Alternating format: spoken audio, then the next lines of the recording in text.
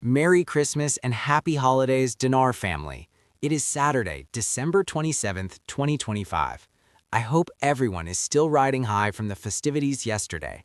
But even with the holidays, the news cycle out of Iraq hasn't slowed down. We have a lot to unpack today, specifically regarding Prime Minister Soudani's new timeline, some very interesting chatter on Iraqi television about the lower denominations, and a massive signal of confidence from the European Bank. Let's jump right into the intel. First up, let's talk about the year 2026.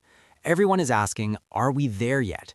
According to Frank26 and his boots-on-the-ground source Firefly, Prime Minister Soudani made a definitive statement. He reportedly said that 2026 must be Iraq's year.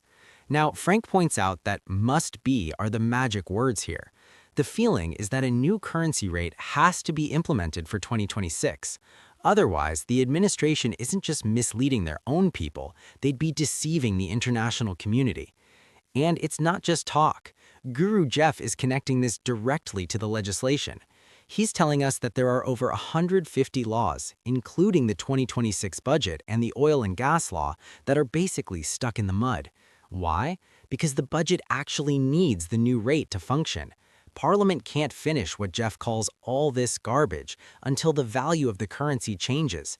It's the linchpin. Now here's the part that really got my attention today. Frank26 reported that a well-known economist was back on Iraqi TV, claiming that the smaller denomination notes, the lower denoms we've been waiting for, are about to be released.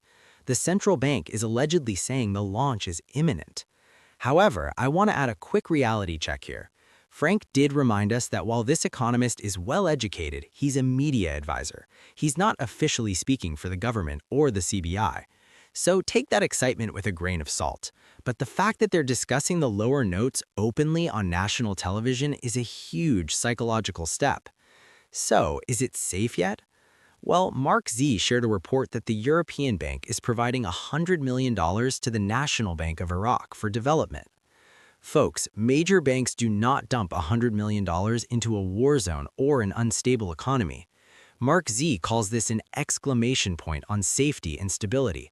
They view Iraq as a secure place to invest right now. On the flip side, we do have some warnings. Sandy Ingram is noting that there is still intense U.S. pressure on Iraq to clear out insurgent influence, and Monent Gon is telling us to keep a close eye on December 29th. That's just a few days away. That date could be a turning point regarding militia disarmament, which might be the final green light the U.S. is waiting for. So, the white papers are done, the banks are moving money in, and Soudani is pointing at 2026 as the year of execution. Let me know in the comments, do you think we see this pop before the new year, or is January the target? Thanks for tuning in. I'll catch you guys on the next update.